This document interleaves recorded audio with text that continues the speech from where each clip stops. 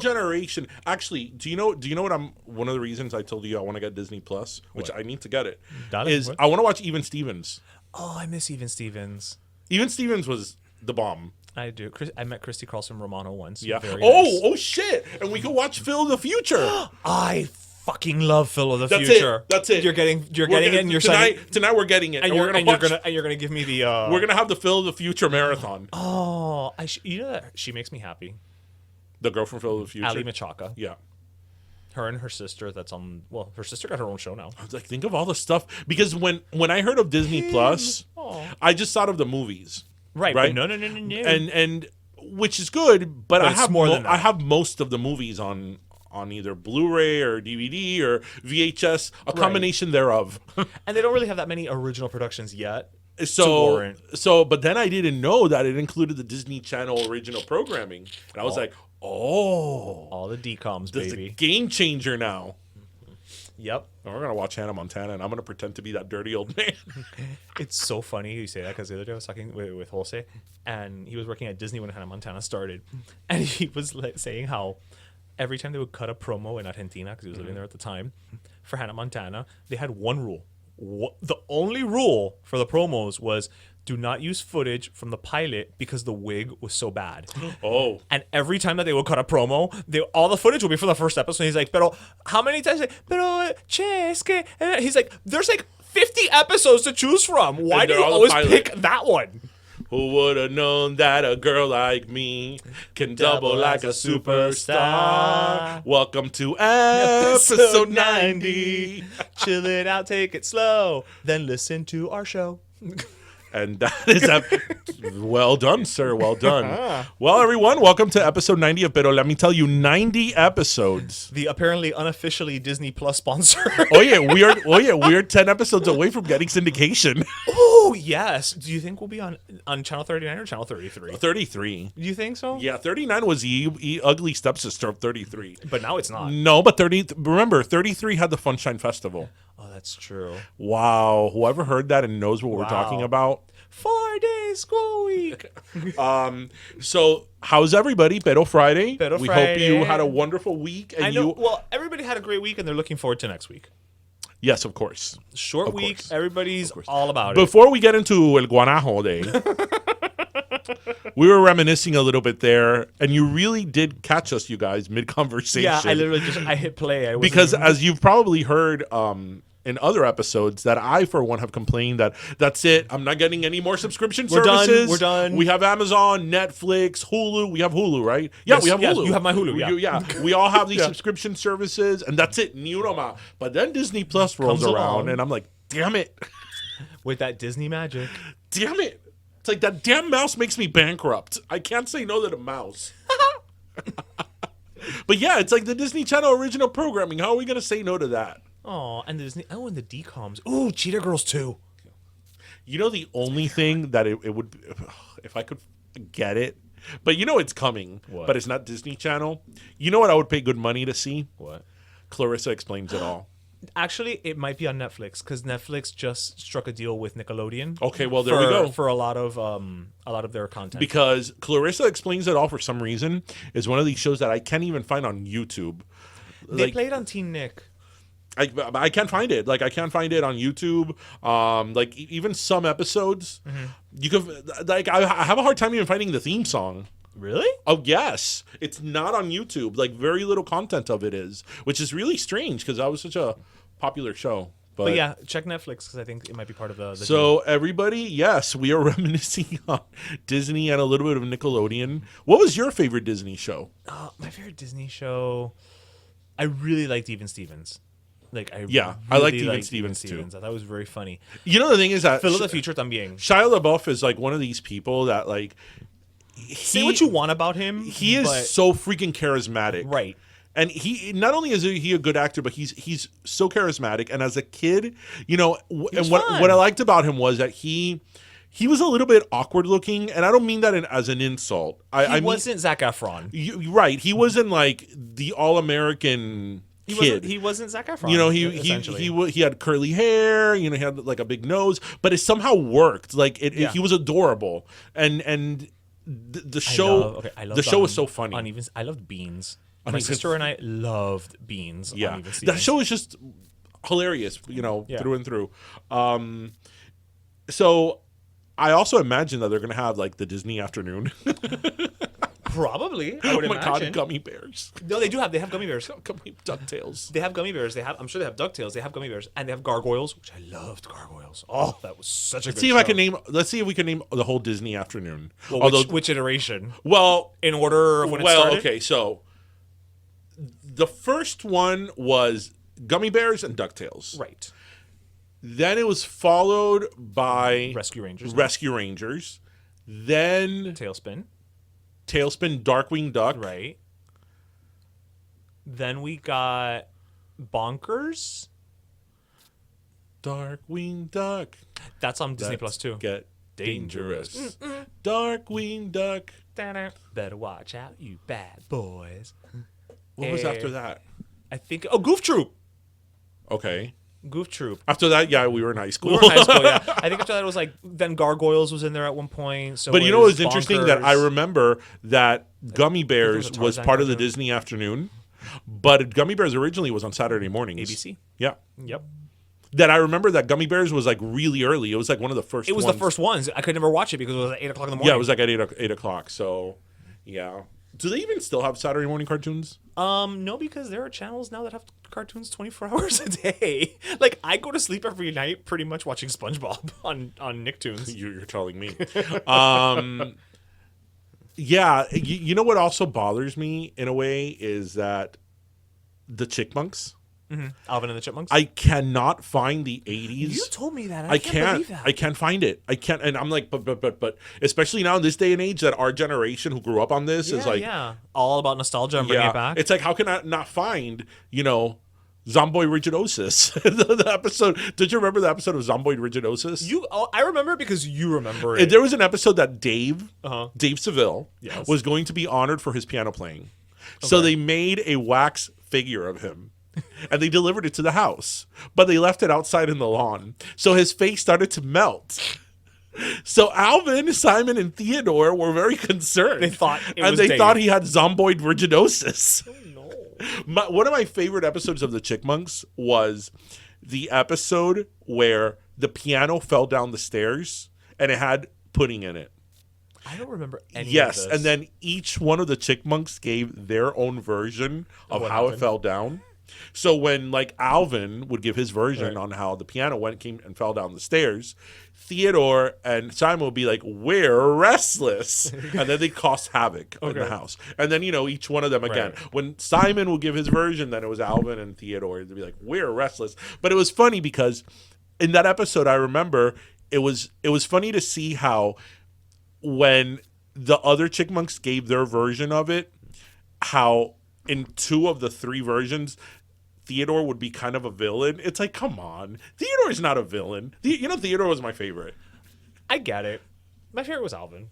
I love Theodore. He alphabetized. Did you remember? He would alphabetize a refrigerator, and there's an episode that he was trying to put the watermelon in the W and it wouldn't fit. I loved, as you could tell, audience, You I loved really Alvin loved and the it. Chipmunks. And now, I can't believe that we can't find it. because, for example, And, Smurfs. and also they've had a resurgence. Right, but Smurfs now, because they're popular again, The you movie's can still find the Hanna-Barbera, yeah. Yeah, right, the one from the 80s. But for some reason, you can't find the Alvin and the Chipmunks. That's strange. It must be a rights thing. It has to be a rights thing. Yeah. It has to be. There's no Don't other... you remember when Britney did Material Girl? Yes. I mean, come on. You talk about MTV, Alvin and the Chipmunks. Was MTV for people who didn't have MTV. Yeah. So Alvin and the Chipmunks was almost like, Kids Bop without the annoying children. So, I actually, now that I said MTV, I hadn't thought about this, but according to her, What, Dallas? No, I was watching an interview on Larry King has a show on online, It's an online show, yeah. and Daisy Fuentes was on it. Which we would love to have on our show as well. my Daisy, gosh. if you or somebody who knows you is listening, please feel free. Well, you know what? Also bring Richard. Oh my God, that's a twofer. Yes. Daisy and Richard. And I did not realize that Daisy Fuentes was the first Hispanic woman to have a permanent spot on cable television. To have like a permanent gig. Really? Yep.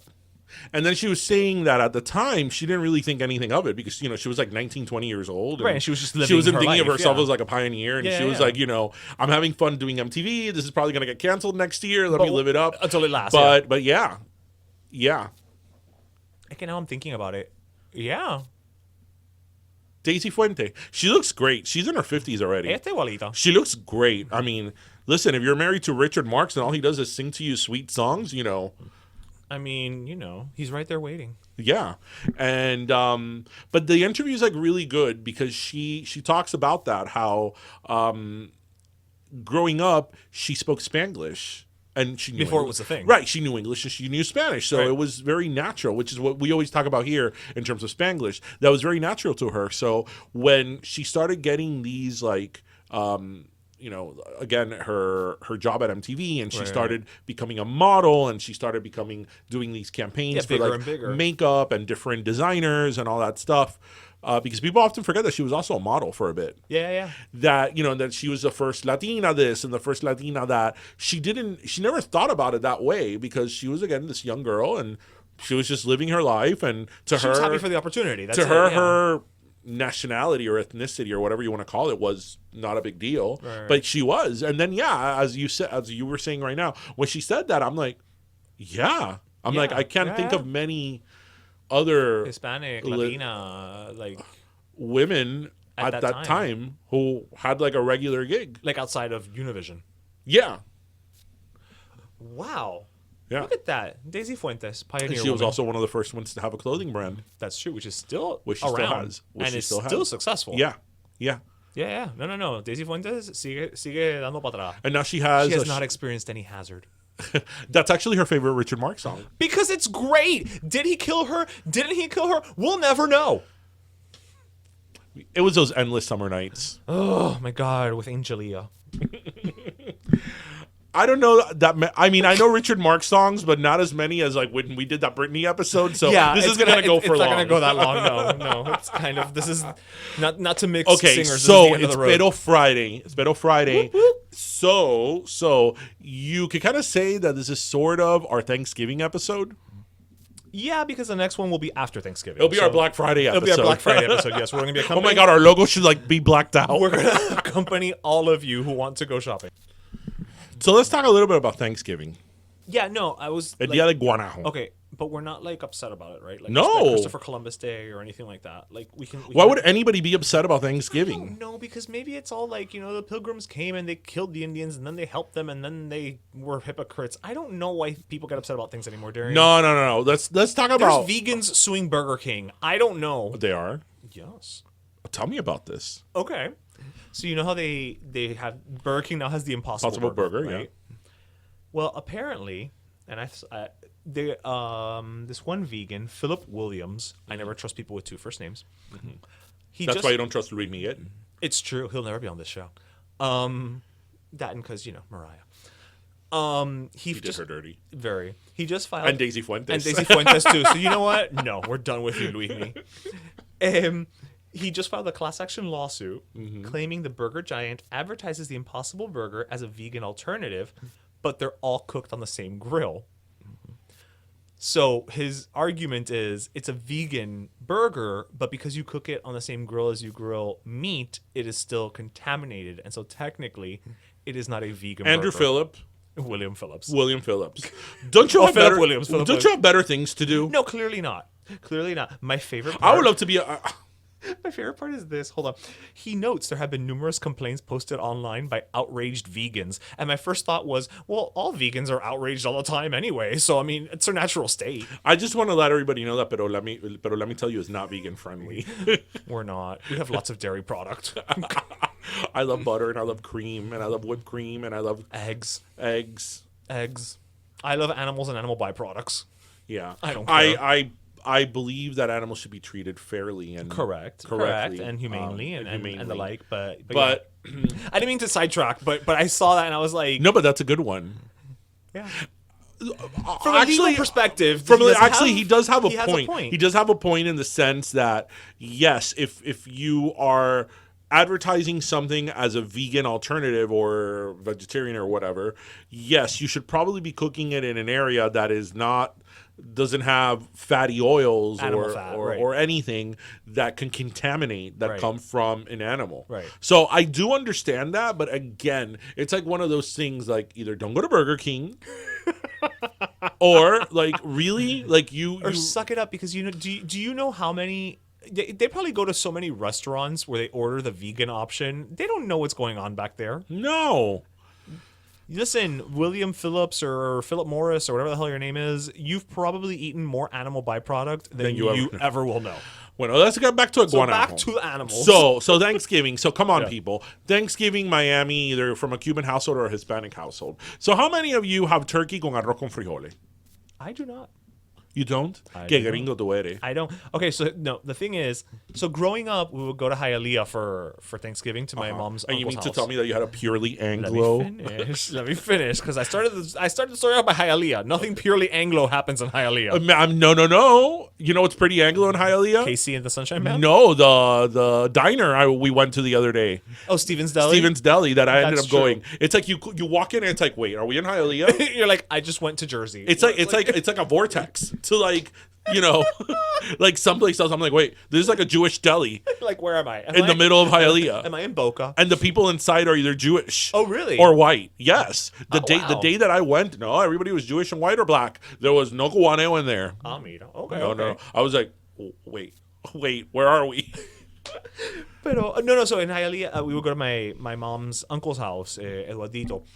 And there they would do the turkey and, you know, but they would have the congri, they'd have el puerco. Porque a Eduardito le gustaba el congri con arroz. Exactly. But then once we started doing it at my parents' house, and then now eventually we do it at my sister's house, my sister does strictly like American dishes. Because her reasoning is, because we do both Thanksgiving and Nochebuena at her house, so she's like, a Nochebuena yo hago el puerco con el congri, los maduros y todo. So even your grandparents would... Well, my grandparents didn't have an option. They were well, you know, but they were at my sister's house or at my house, so se comía lo que había ahí. Again, it was turkey. You know, you would do green beans. You would do. My mom does the sweet potatoes with marshmallows on top. My sister does a fantastic bacon mac and cheese. Oh yeah, so good. And we do, you know, okay. You know what? I'm gonna take it back. There is an exception. What? My mom makes flan. Okay. I don't think the Pilgrims had flan. Yeah, no. When they first landed on Plymouth Rock, but really, but flan, you know, flan defies all like exactly, lines of nationality or culture. It's beyond us. Flan is a human thing, like, right? It's humanity. We need to have flan because flan is the best thing in the world. Like, let's not kid ourselves. It's true. It is the best thing in the world. It's true. There's nothing better than flan. At the end of the day, my favorite thing to eat on Earth in the existence of humanity is flan. This segment brought to you by Creamy Creations. And you've seen me having creamy creations. I've seen you having creamy creations, and I've seen you having all kinds of flans. You don't discriminate. It's like I have like a kind of an outer body experience. No. It becomes like, something. Your face. It's flan face. Listeners, it is flan face, which has to be a shirt. But your face, like you go almost blank. It's like what I picture when like the Dalai Lama meditates. That is the face that he gets. Because the thing about flan is that I think about like the smoothness and creaminess of it, and like when you put the fork or spoon in the custard and you break it, and like the texture. I think about that. And then I think about the like caramelo's just. I think about like that, especially like the first couple of bites when it first touches your tongue, especially if it's it's cold and it's so sweet, like how it overwhelms your taste buds with its creaminess and deliciousness and sweetness. And then you know when you like go for it, it's like, wow. I'm regretting we didn't have the flan at dinner now. I hope I didn't freak out our listeners. I'm regretting. I'm like, I'm regretting we didn't have the fucking flan. So, you know what the thing is that my grandmother, I grew up on my grandmother's flan, and, you know, God bless my grandmother. She had a really rough week, but she's okay now. Yeah, she's good. And her flan is not good. But that's the flan that I grew up on. Right, that's your nostalgia flan. You know, it's filled with bubbles, and it's like Matte. It's like it's not matte? shiny. It's like a little matte. Oh. It has a little bit of a matte finish, and it's not brown. It's kind of like it's like a dark tint of yellow. Like it's not good, but it's my grandmother's flan. Right. So I love it. Right, You know. right.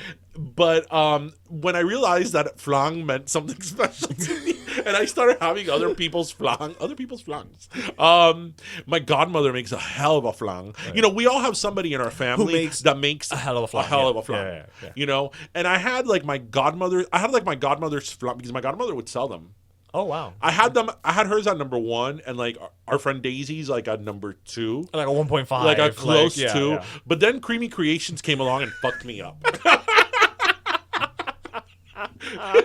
And it's not because they're our friends, but no, seriously. Like, damn, if they but are. But then they came along, and I'm like, what the fuck? Like, I'm like, but it can come on, people. This shouldn't be legal. Like, they should have to pay fines. They should have to pay fines for how good that flan is. Oh my god! El otro día we went. They did pumpkin spice flan. It was so good. I've told you, I like the cheese flan. I like the guava flan. I like all flans. All flans, right. But at the end of the day, the original is my favorite. Yeah. So, well, no, back to Thanksgiving. Back to Thanksgiving. So we don't really That was our flan. That was our flan corner, yes. We don't really do, like, a Hispanic Thanksgiving. We it's very American. And because, again, pa latino y pa todo lo otro es la Nochebuena. So we do a bicultural. Oh, how progressive. We always have. How progressive the Borges family. Because I love turkey. My mom loves turkey because that's all she eats, really. And I'm picturing your mother just gnawing on turkey legs like at Disney World. My mom eats either turkey legs or turkey breasts. That's all she eats. Well, you've seen her. This is true. That's all she eats. Have you ever seen my mom devour a big piece of, like, no. You know? The only thing I've seen your mother do is eat turkey and blow dry her hair. Yeah. Y trapear el piso. And talk about Europe. Of how much she loves Europe. It's funny because those things all are not... They shouldn't go together. But they kind of do, if you know my mother. Oh, yeah. And she loves Ann Taylor Loft.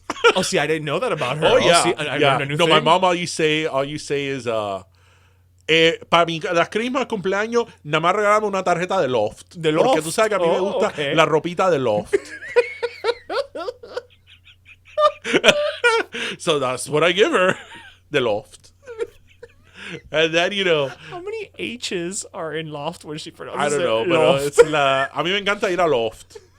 Anyway, so since we were kids, since I can remember, you know, we always had we always used to always have the turkey, but then everything else was Cuban. Like, yeah, exactly. It was like that's how it was frijole, yuca, and all that. House. Yeah. When I started gaining power, right? Once you started usurping the throne, I started changing the narrative. Every year, one item would go. It's like, okay, we're not gonna have yuca. We're gonna have yams, mashed potato. Right. Okay, we're not gonna have pan cubano. We're gonna have rolls. Right. We're gonna have stuffing. We're gonna have rice. We're gonna have stuffing. Right. So now we have all the fixings. We have the turkey. We have the handmade gravy, which I refuse to have bottled gravy because that shit is nasty. And I'm very proud of the gravy that I make. I make it with the drippings of the turkey, and I have flour. Nice. Yeah, nice. Last year. Was it last year? I think I made stuffing from scratch, including the bread. I make the stuffing as well. I always do like an Italian sausage stuffing, cranberry, and all that. But then, of course, my dad siempre compra una pierna. You know what? Oh no! Wait, una pierna, not un jamón. No, una pierna. Una pierna. Okay. Ham at Thanksgiving doesn't bother me. No, ham doesn't bother me either.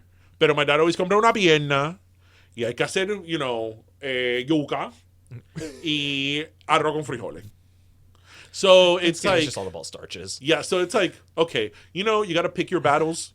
You know, fine, just eat it. You got to pick your battles. Eat it, and then I'll have some... Like, you don't eat on Thanksgiving, you eat it tomorrow. Like, fine. You know who does a terrible flan? I don't care, I'll say it. My aunt makes a horrible flan. Aw, it's like your burnt. poor aunt. It's like burnt and like... not. Pobrecita. I'm sorry, you know. I've never made a flan. I don't like her flan. I've never made a flan. She does it with like grapes.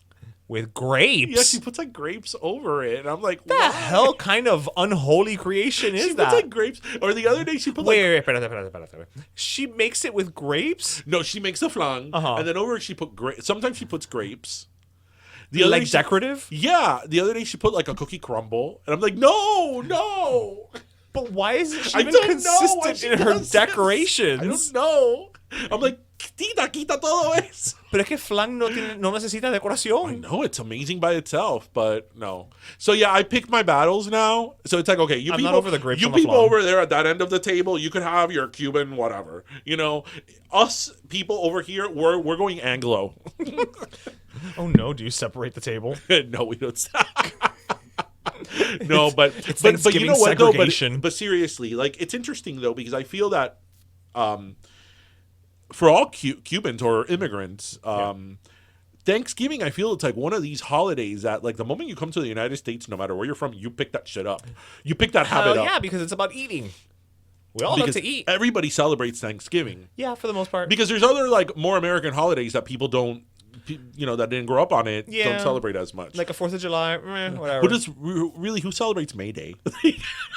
Is that us? I don't know. Or is I that think the it's Canada. British? Oh, okay, we don't even know. Do we celebrate May Day or whatever? No, but seriously, like Thanksgiving is something that people really pick up, when they start living in the United States. Right. I mean, of course, so I don't blame them. Right. But you know, and whether they have it with like their own twist, I don't mind the twist. I mean, whatever you do, whatever you want. Well, I mean, it's just that for me, I love Thanksgiving dinner. Right, I love turkey with good gravy. I love the cranberries. I love all too. that. Dolores and then, O'Riordan was great. And then, of course, wait. We're leaving the star, like the star of the show, the pumpkin pie. I mean, I told you I'm going to try making pumpkin pie from scratch. Yeah. I know you told me it's not worth it, but no. I'm going to try. no try. I mean, I've made it from scratch twice, and when I mean from scratch, I mean from scratch. No. I'm gonna get the pumpkin. I'm gonna roast made it. the I'm gonna do the crust. whole. I I'm mean- not doing the crust. I made the crust. I rolled that shit out. The hardest part was making the crust. The crust estaba en venta in Aldi for like 75 cents. The I hardest got part to. was making the crust. And then you make it puree. But Yeah. when I made pumpkin pie, I actually was surprised, and this may sound very like even stupid, that you actually used pumpkin, like the regular orange pumpkin. Like, What did you think was in I it? don't know. I thought it was like some type of different type of squash. I don't know. Oh, okay. Like it wasn't the pumpkin. It was like calabaza. Right, some other type of calabaza, not Right, the right, traditional okay. orange one. Thank God it's not the one with that rash that I don't like. The calabaza. No, the one that have the bumps. That's calabaza. Yeah, but you know there's some that have those bumps. No, yeah. But I'm saying I don't know what that's called in English. To me, that's calabaza. There's pumpkin and there's calabaza. Because you know I suffer from that. Oh, that thing about the Circles and the round circles. things. Yeah. The circles freak me out, people. They really do. Like, Yeah, they don't really, approach. really do. Don't approach him with circular objects. No. You know what really Don't freaks come up the to him hell with a out of hula me? hoop. Like freaks me out. Like when you know like those boxes of straws. Like the big boxes of straws. Okay. When they take the top off and it's like, 5,000 straws at once. It's like, oh my God, circles. It's like, Wait, so you can't play Hollywood Squares because the circle gets the square? no, but not like that. Oh, okay. Oh, you know what freaks the hell out of me? A lotus flower. Oh. Esa cosa. Oh. Nasty. Oh, I mean, I have like goosebumps thinking about it. Can you look at the cover of Christina Aguilera's album? No, because it's her naked body. That's okay. well. She doesn't have circles on that. No. Okay. No. So okay. So now that this is our unofficial Thanksgiving special. So let's settle it once and for all. Uh-oh. Pistols Okay. at dawn. When do we start celebrating Christmas? For me, it is the weekend of Thanksgiving. I will even give you the week of Thanksgiving. Because let's say if you're traveling and you want to set everything up like starting before next you leave. week. So starting on Monday. This bullshit about fucking stockings at Target in the middle of fucking October, I'm not having it. No, that's Christmas is gonna start after July. No, it's going to start on my birthday, ahorita, August 6th. I'm going to herald in the Christmas season.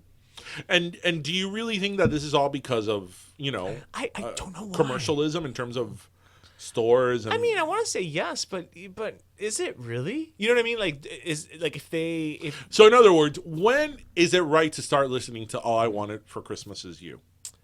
the week of Thanksgiving. Okay, so we take Mariah. Mariah's you never have to Mariah's take never Mariah in out of her the box. for Yeah, me, she's never in her box around you. But for the rest of civilization, we take her out of her storage container. That hurts me.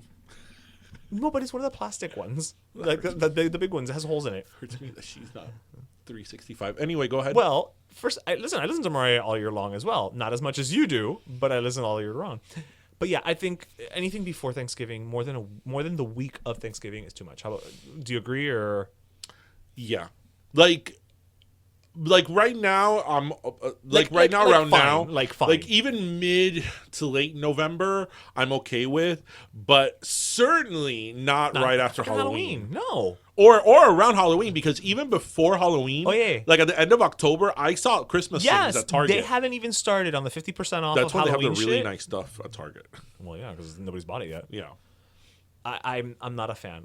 And yeah, like you said, I mean, I guess it's a commercialism thing, but even still, like, do they think people are not gonna buy things if they wait until December? Like, I don't agree. There's a Christmas tree shortage again this year. Really, again? Yeah. Well, I'm not buying a Christmas tree this year, so you're helping.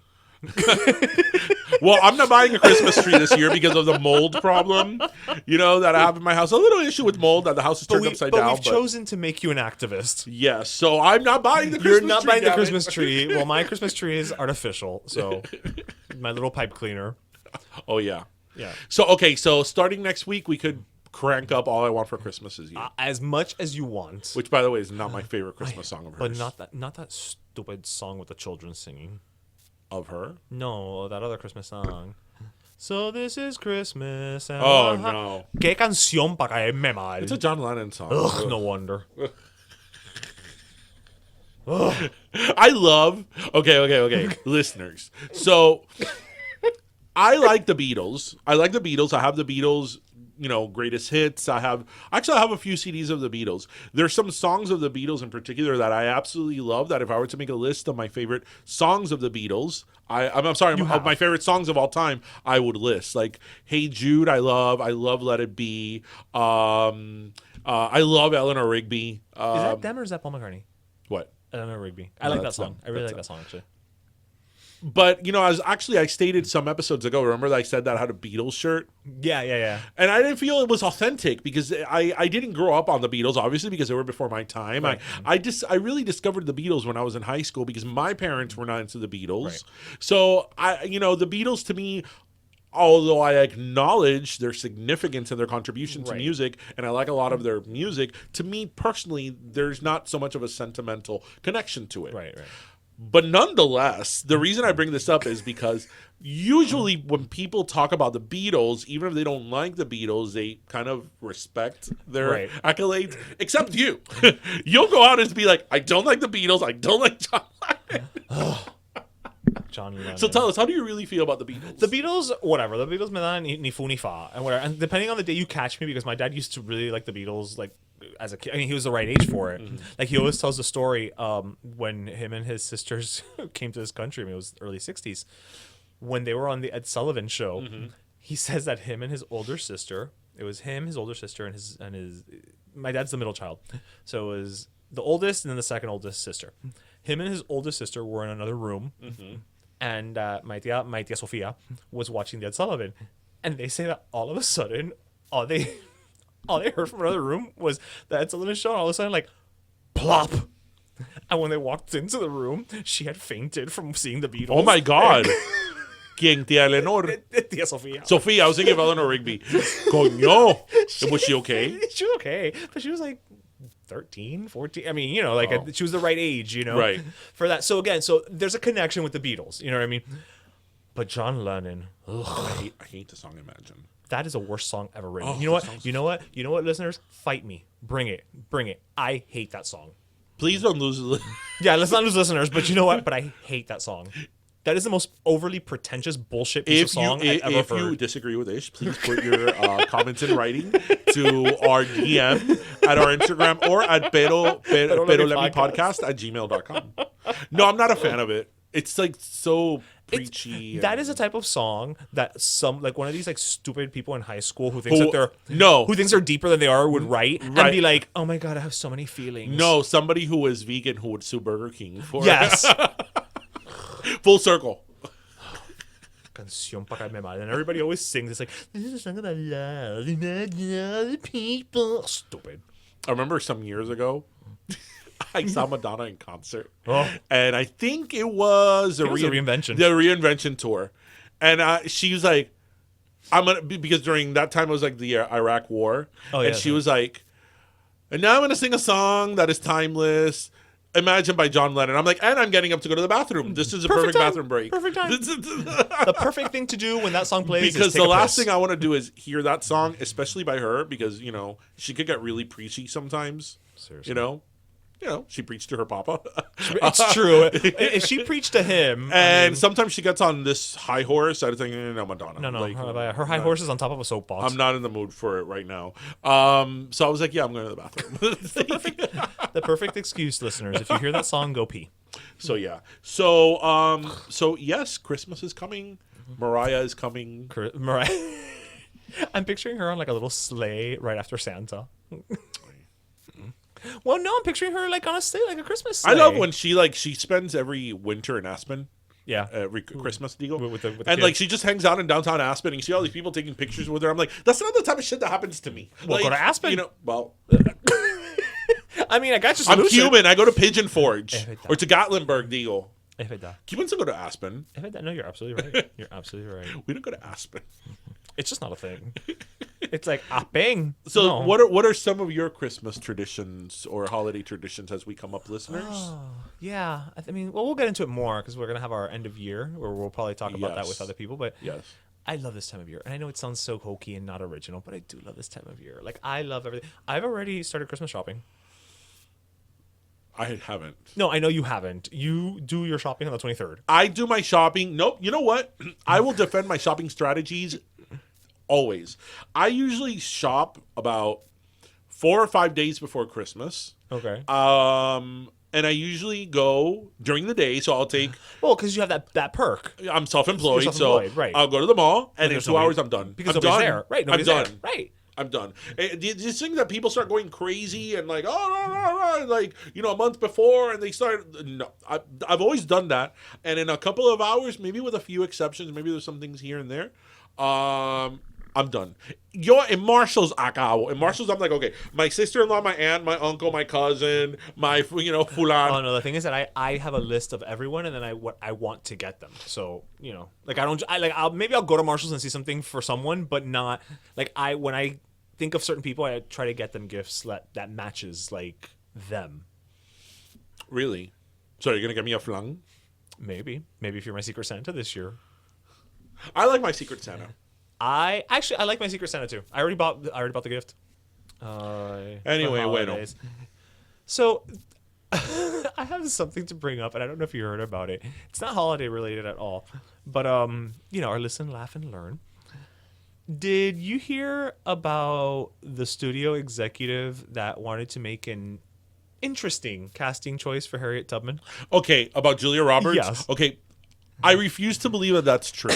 I can't believe it's true. Okay, is it true? Bueno, according to what they're saying, yes. Okay, read.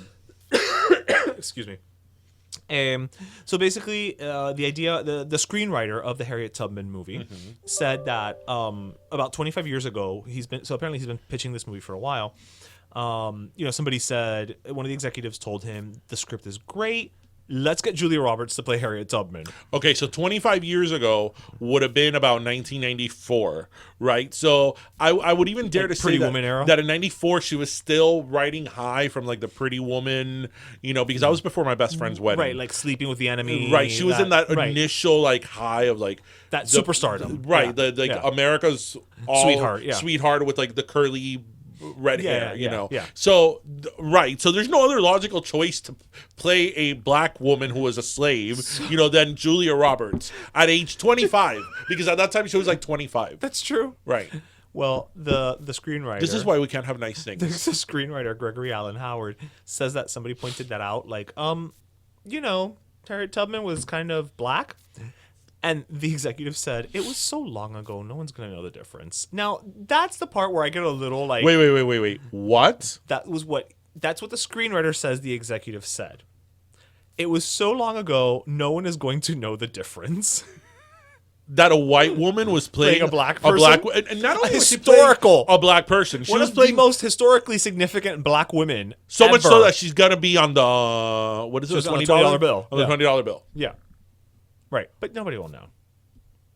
I can't refuse to believe that's true. I can't believe it. No, that's a hoax. You're messing with me. I can't believe that that's what... You're messing with me. I don't believe you. What? I've seen a couple of memes, and I thought that maybe it was like a joke. I hope it's a joke, but that's what they're saying. Oh yeah, but okay. Ahora, with that said, the lady who wound up playing Harriet Tubman, Cynthia Erivo, apparently there's a little bit of a mild controversy as well with her because she's British. Oh no, but okay, but again, to your point, it's like really that come on, she's the best woman for the job. I mean, at least she's not Julia Roberts. But it's not even. I mean, this goes back to the whole thing of like,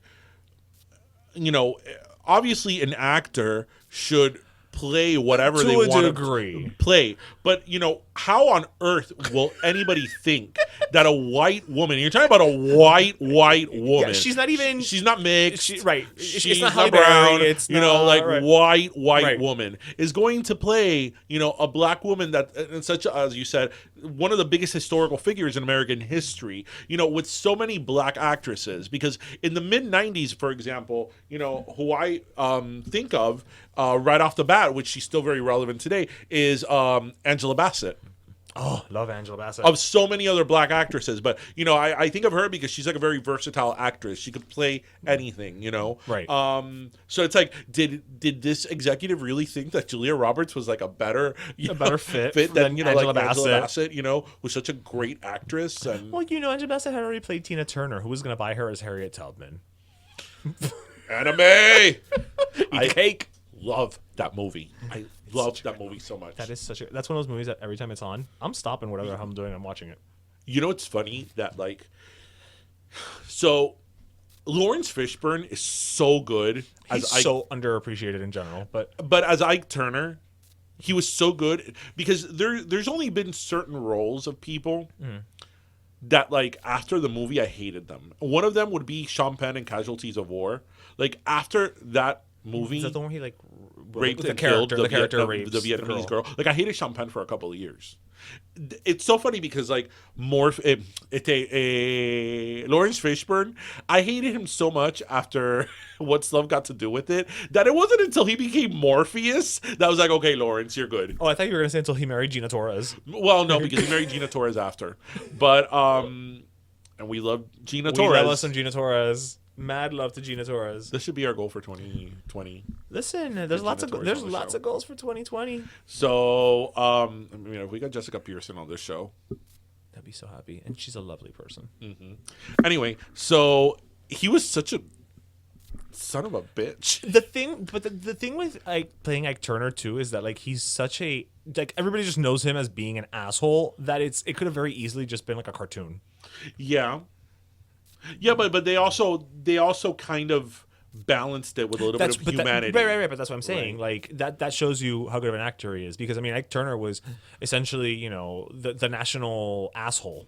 But back to that whole thing of Julia, if that is true, this was 20-some years ago, but it could very well be relevant today. If that is true, that goes to say with what we keep saying, that they gave a lot of hate to Scarlett Johansson for playing a trans man, wanting to play a trans man, or an Asian character, I believe, in another one.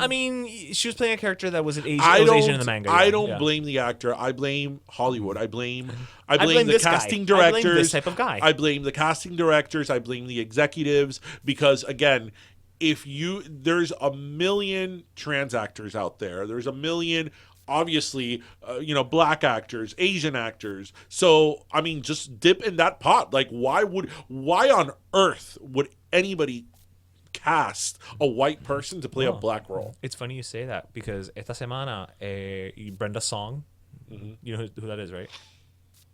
No. London from The Sweet Life of Zack and Cody, which is probably also on Disney Plus. I can't wait to watch that. Yes. So Brenda Song was saying, because she has a show. Pass the plate, yeah.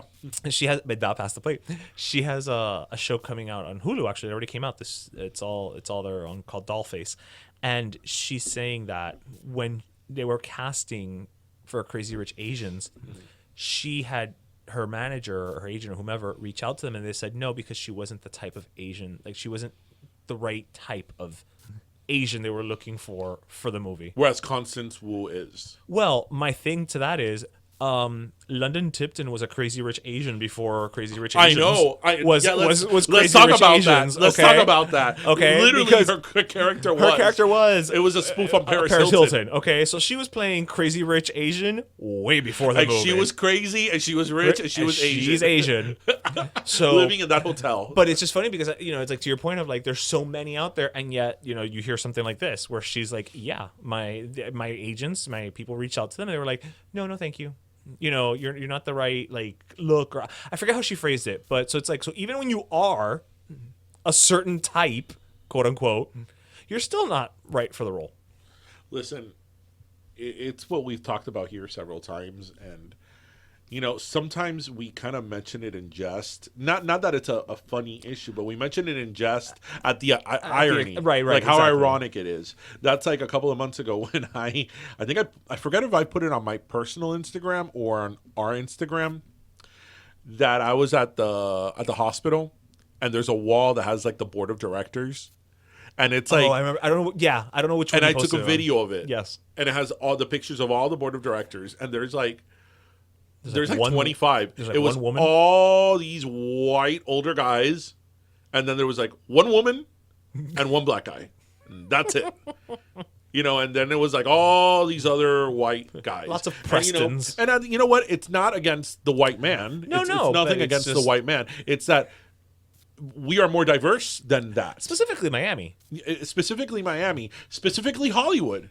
Right. But I'm saying we're not talking about like, todavía que tú me dijera, bueno, it's a hospital in a small town in Iowa. It's like, well, it probably is still predominantly white, Right. or vice versa. If you were to tell me it's, a hospital in the middle of,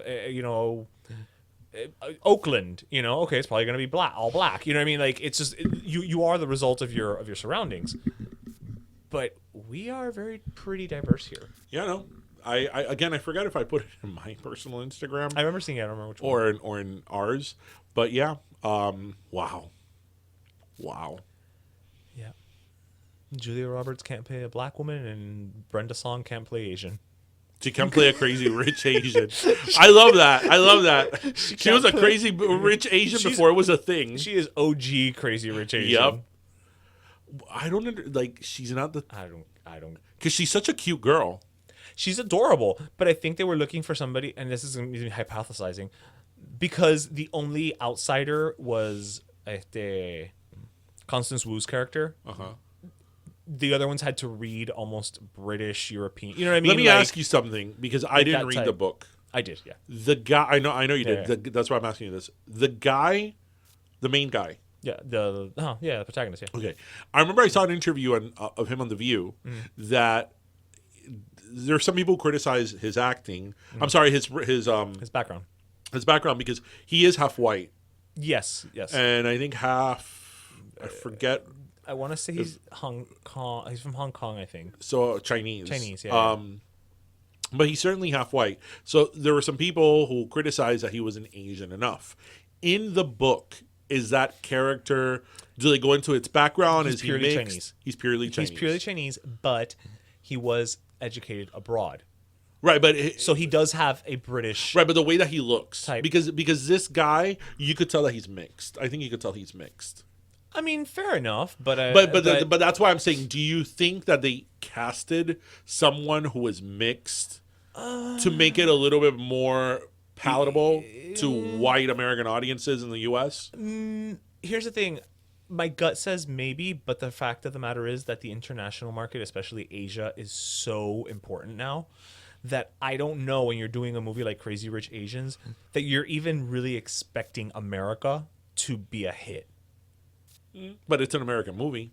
No, it's an American movie, but what I'm saying is, when you're making, because the Asian market is so important now, and this movie is wall-to-wall Asian, right?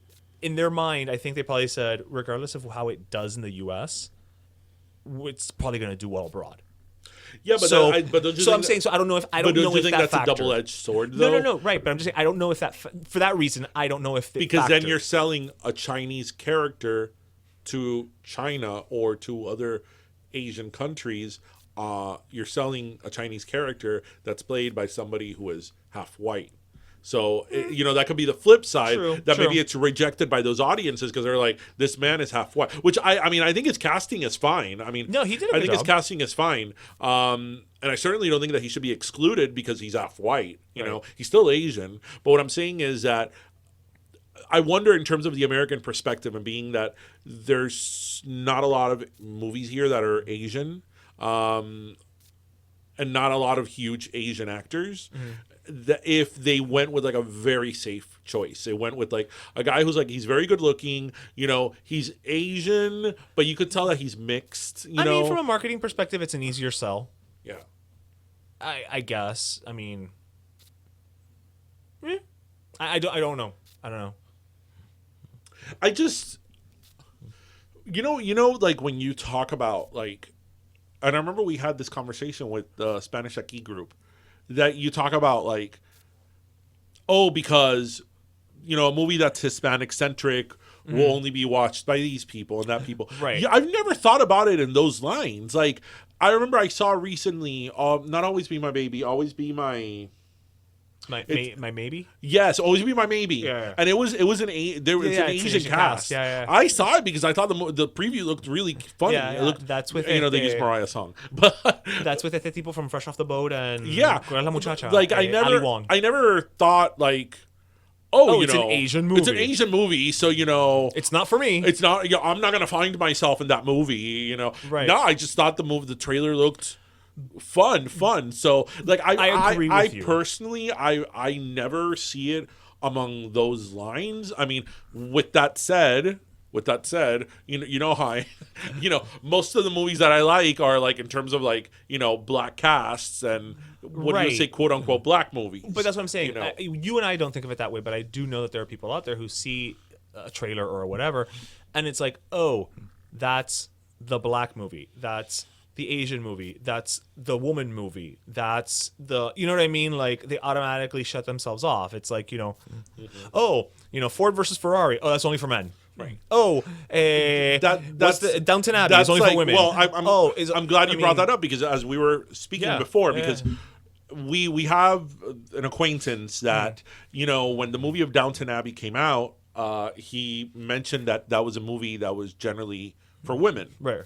And I watched the series. I loved the series, and I personally watched that series because I love British you history, love period pieces and I too. love period pieces. That's why I watched that movie. But I never once thought watching that movie, it's a chick flick. This is a chick show. There's a show for women. Never once did it even remotely pass my mind. So that's why I tell you that when he said that, I'm like, why didn't he even think about? Like, that's not something I ever thought about. And I saw the whole show, right? Because I don't know, I just found it interesting. I mean, obviously, as we mentioned, there's certain things that are blatant, like and certain things are marketed a certain way. Soap operas, right. in the day, like soap operas, stuff like daytime that. Soaps, yeah. But other than that, I mean, there are a few other exceptions, like. I don't know. I just don't see it from that lens. So when people have that conversation, I understand what you're saying. It's just that I've never seen it. It doesn't resonate with you. I mean, if I see a movie with a whole entire Asian cast that looks funny or whatever, it's a fun movie. It's a funny movie, and I'm gonna watch it. But it's and again, it's sad but true. It's almost like a marketing shortcut. It's like, okay, well, we've got the black movie. Okay, make sure you're on BET. Make sure you're doing billboards in black neighborhoods. Make sure you're on the R&B stations. Make sure, because I've done it. You know what I mean? Like, and it's not to say that it doesn't have a broader appeal, but it's, when you're trying to make your marketing dollars work, you want to fish where the fish are. And so you do wind up sometimes just kind of going, with that shorthand. It's like, oh, well, Gladys Knight is coming to town. Okay, well, make sure that you do these stations, this. She has a huge white fan base. You know what I mean? But what do? You make sure that the money that you're placing. Do you ever think this is a chicken or an egg issue? That if they didn't divide it or market it in certain ways like that, if they just did a general marketing of a movie that is carried mainly by minorities, that people will go and see it anyway.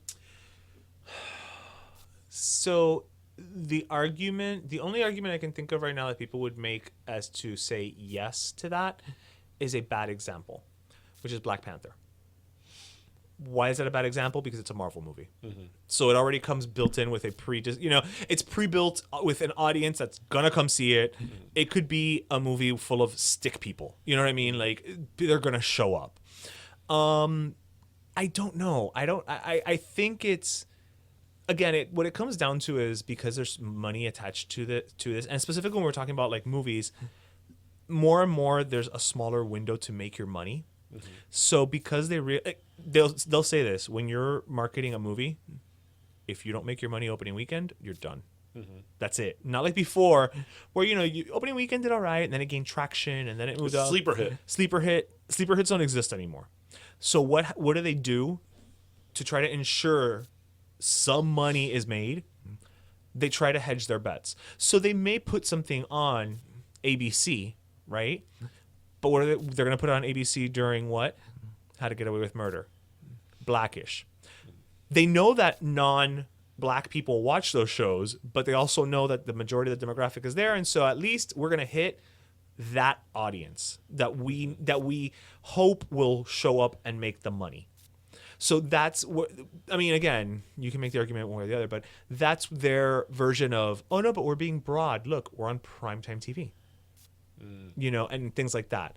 So it also it depends on the budget. It depends on the movie. It depends on the marketing strategy. I mean, I don't know. I think on the flip side though, if you're trying to promote a Darius Rucker concert, I mean, you go country and you go white. But there's I don't know. Sometimes I don't know. I guess it's a bigger conversation. But and this doesn't only happen with like race stuff. I notice this happens a lot with like even British and like American shows, like the Great British Baking Show, but then they made an American version. Actually, the other day I was seeing that there's a British version of Drag Race. Yeah, they just RuPaul, right. I'm thinking like, but that's always been. No, it's always. I know what I'm saying. Happened. It's always been. But what I'm saying is that like, do they think that an American audience is not maybe it's not sophisticated enough to enjoy a show that is British based? Or vice versa. I think that there's cultural nuances, especially when you start getting into niche programming, like with a Drag Race. There's cultural nuances where a certain humor may not translate. For instance, it may not translate here on a VH1, which VH1 is where Drag Race runs, and that's a broad, it's a broad platform. It's a broad-reaching channel. But what are they doing? They are airing it here on, I think, Logo. Smaller channel. It's funny because I saw an ad for it and Jerry was on it. I go, Jerry's going to be on Drag Race. I'm like, oh, but it's the British one. The British one, yeah. And no, there was another one. I think Graham Norton was on. He's one of the co-hosts. Yeah, I'm like, oh, look at we love everybody. No, I was like, look at Graham Norton on Drag Race. He broke through American television. I'm like, oh, that's no fair. But I mean, I watch a bunch of British shows. And but you and I are different. You and I are not the average American. The average American doesn't even like to look at things in black and white with subtitles. The average American says underwear, not knickers. Exactly. What did you call me? They say crisps instead of chips instead of fries. No, instead of fries. No, fish and chips. Chips is fries. Crisps is potato chips. Potato chips, yeah. Right, and biscuits is cookies. Right. What else? What are some other ones? I can't think of any. I feel tapped out. The loo. The loo. The tube. The tube. The loo. The telly. The lift. The lift. The gap. Mind the gap. The flat. The flat, yeah. Some people in New York say flat. Yeah, but New York. Yeah. New York is its own little world. That's like I've heard a few people here in Miami say, when they're referring to their apartment, say piso. That's how you say it in Spain. Oh, well, yeah, en qué piso? You say, mi apartamento es mi piso. And then, there's some like Latin American countries that say it that way. So yeah, whatever. I don't know. I've always been like that. If I like something and something is good, Because we're equal opportunity. I mean, you and I. One of my favorite movies of all time is an Iranian movie called The Day I Became a Woman. I mean, and it barely has dialogue. And it's like really hard to watch. Is it soundtracked by Britney Spears? No. And I've never thought about it. It's like whatever. The Day I Became a Woman. I've never heard of this one. Oh my God, it's great. It's 3 small stories. It's one of a little girl playing with a little boy, and then it ends on her birthday. And then because she has a certain age now, she can't play with little boys anymore. Oh. Yeah. And then that's didn't even dawn on me. story number 1. Story number 2 is of like a girl now who's probably in her 20s or 30s, Right. and she's all dressed up, covered burqa, up, and right. she's in her bike. And she's like, the whole scene is like her and the bike. Like there's like barely dialogue, just writing and writing and writing and writing. And she's like escaping from something. And there's a whole bunch of people following her because she left her husband. Oh. And they're not supposed to leave their husband. Keep going, girl. Keep going. Right. And then the third one is of an older woman who's widowed. Her kids have moved away, and she gives away all her possessions. So it's a very interesting movie. Wow. It's like a very interesting movie because That's a cultural nuance. I mean, that's a culture that I really know so little about. right, and it's an Iranian movie by an Iranian filmmaker with Iranian actors. It barely has dialogue, but like I think. Again, me, somebody who's American, I see that and I'm like moved by it. Even though it has nothing to do with my culture. Right. I've always seen things that way, so whatever. That's why I don't understand so much. Because you see things more about the human experience. I don't see things so much in those lines. So all this talk has made me very thirsty, and I'm really excited about my last soda. Ooh, okay. But to our audiences, if you've kept track, this is episode 90. Yes. And as you know, my son Tristan makes an appearance every 10 episodes. And if you weren't keeping track, he was. He has been counting down the episodes until he's doesn't surprise me because you remember the outfit you wore in the first day of kindergarten. Of course. So and every year thereafter. His memory does not surprise me. Do you remember what you wore the first day of senior year? I don't remember what I wore 2 weeks ago. I remember what I wore the first day of senior year. What? There's no way for me to say if I wore army boots because that's what I used to wear with jeans. I had a t-shirt and I had a sweater vest from the Gap. Okay, I remember the sweater Like vest. a beige sweater sweater vest with it had like some lines in navy blue with the jeans and the boots. You used to wear that vest a lot, so I remember that Well, vest. no, I used to wear a lot of sweater vests during that time because they were in. No, but that one in particular, I remember. It sticks out. Well, there we go. So, yeah. So I am very parched, and then if you want to hear the interview with Tristan or the conversation with Tristan, Yes, stay a little bit. It's always after. scintillating with Tristan because you never know what he's going to say. Yeah, you never know what you're gonna get. Imagine how I feel. So, are you ready for our last soda? I am ready for the last soda. So you go first. You want me to go first? Yes. All right. So my last soda is going to. It's a very interesting choice. It is not the Heifer Corporation. So my last soda. Have you heard of? I guess it's a group or a profile on social media. I don't know if they're on. I don't. King, lover of the Russian queen. You didn't take your mother to go see them. No, it's called Humans of New York. And what they do is they spotlight a different person. So the whole thinking is there's so many people in New York and everybody has a unique story. And so they'll pull somebody, and they've talked to like homeless people who just got out of jail, children, married couples, executives, blah, blah, blah. And it's usually a pretty short type of story. Well, the ones making the round this time it belongs to a elderly black woman known only as Tanqueray. Tanqueray is so popular that people are wanting her to like take her life story and turn it into a TV series. Let's hear about her. All right. Here's the first thing that Tanqueray says. My mom threw me out of the house at 17 for getting pregnant, then had me arrested when I tried to get my clothes. Then she fucked the head of parole to try to keep me in jail. She was some prime pussy back then. Her mom did that? And from then, it just gets crazier. The warden did some tests on me and found out I was smart. So I got a scholarship to go anywhere in New York. And she went to the Fashion Institute of Technology. Oh, wow. Which I hated, Tanqueray adds. But while she was there, she did learn dressmaking skills, and that changed her life. By that time, I was already getting work making costumes for the strippers and porn stars in Times Square. That's awesome. All my friends were gay people because they never judged me. All I did was gay bars, drag queen contests, Crisco disco. I love the whole scene. My friend Paris used to sit at the bar and sell stolen clothes from Bergdorf and Lord & Taylor's back before they had censor tags.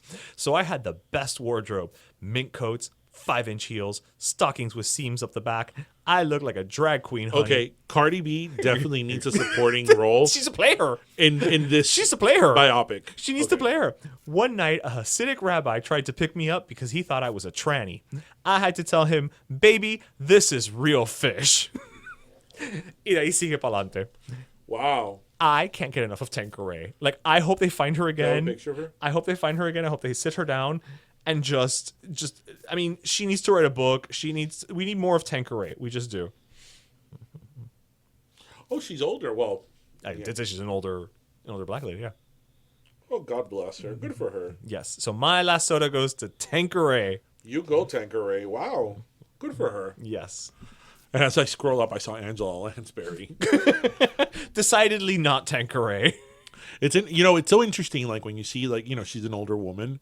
When you hear, like, older people that when they've had that, like A life. crazy life, Yeah. like, that they did drugs and they partied and they this and they that and all that.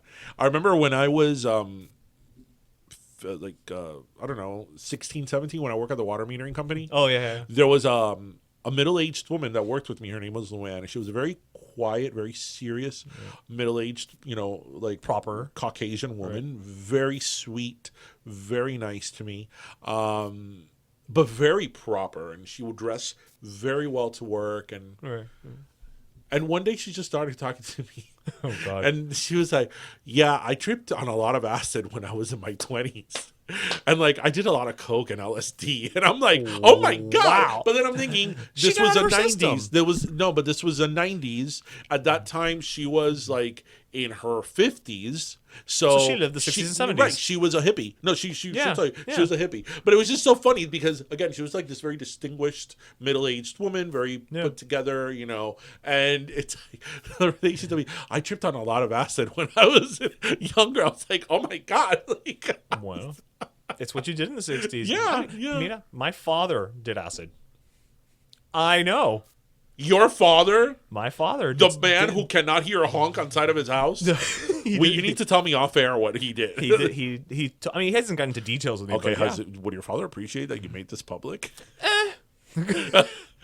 Because knowing your father, He was probably in his late teens. I'm surprised your father was not a warden somewhere. Like, It was his late teens in the 60s, Like- again, it's what everybody did. So- I don't know with what frequency, but yeah. anyway, well, my last Coke goes to this week. I'm not even gonna give a gasless Coke. Oh, God. This is what I'm going gonna to bottle? give. I'm going to get a little bit of vomit, Aye. a little bit of clamato, Oh. some extra garlic, deviled eggs and the deviled eggs juice. Ooh. I'm going to put that in a blender and give it to Devin Nunes. Now, who is Devin Nunes? Devin Nunes is the Republican who is Is it Nunes or Nunez? No, that's one of the reasons I don't like him, because it's like Devin Nunes. It's like somewhere in that lineage they lost the ñ and he stayed with Nunes Se le escapó la tilde. because his background is Portuguese. Okay, so yeah. So right, Yeah. somewhere in that lineage, somewhere in some type of census office, somebody wrote the name wrong, And they didn't right, add the right, ñ. right, right, He said Nunes because Right. I'm like, what type of name is Nunes?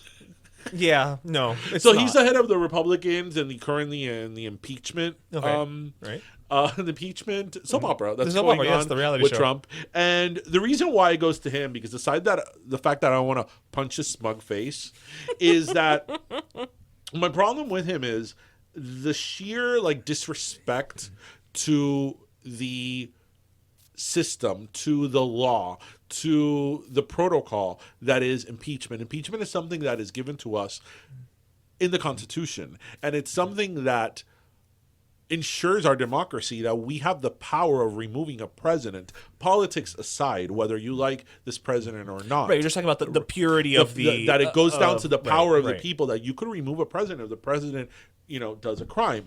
Obviously, he's there to defend the president, and that's fine. I don't have a problem with that he's there to defend the president. My problem with him are the remarks that he gives. That it makes everything a sham. for example, the way that this works out is that there is like a block of questioning from the Democrats, and then there's a block of questioning from the Republicans. So like when he finishes his line of questioning, or the Republicans finish their line of questioning, he'll be like, okay, now coming up next is story hour by the Democrats. Like story hour, like let's make this shit up. Okay, he's just being an ass. He's being an ass, and then he gives like little snarky remarks, like, "Oh, it's like make believe," or it's like we're gonna play pretend and all that stuff. And then he starts talking about like the 2012 election and the 2016 election, which have nothing to do with this. Right. And again, my problem with him is not that he supports the president. There are going to be people who support the president in this process, and that's fine. It's totally okay. It's the fact that his comments degrade the system and degrade the importance that is impeachment, whether the president gets impeached or not. And I have a problem with that. Do you think part of that, obviously part of that is just he's being an ass, but do you think that part of that also plays to the fact that it's televised, which I don't agree to it being televised? Of course, it's a show. Because now everybody's just trying to get. Now everybody's trying to get their supporting Emmy nod. Right, and he gets more screen time. More screen time, and people are talking about him. We're talking about him. We're talking about right now. Yeah. Yeah. See, I don't think it should have been televised. CBS already broke ranks and said no, we're not going to air it anymore because it just wasn't profitable to them. I think it should. Because remember, this is not the actual trial. Okay, but I think. It could be but it's not to be televised on every flipping station. Like I think, like in the past it was on C-SPAN. I don't know about this time around and what they're doing now, but I do think the trial definitely should be televised because the American people have a right to see that, and if it's not televised, how are you going to see this? Fair enough, but I just feel like once you put a camera in front of people, I understand, but I think it becomes a different show. It's true, but I think that is outweighed by the access and right that people have to see what's going on. Because, not everybody can go to Washington to sit in the hearing. No. I'm not. I know what you're saying, but I just feel like when you put a camera there, what you get is this. Yep. This snarky bullshit. Whatever. Anyway, well, everybody, that was episode 90.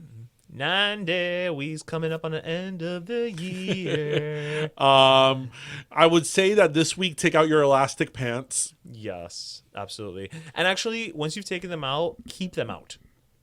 Because you're going to need them on December 6th. For Croqueta-Palooza. When you join us, Burger Beast, Martha of Miami, Martha Darby from Big Fat Cuban Family. I don't even know who, Carla Croqueta is going to be. I mean, there's just a lot of people that are going to be there, and it's going to be a flipping blast. Talk about a Merry Christmas. This is a Merry Christmas to us. Palooza, but we'll fill you in more on it next week. Yeah. But as always, we hope you listened, laughed, and learned. Yep. And make sure to grab your croqueta, your pastelito, and your jupiña.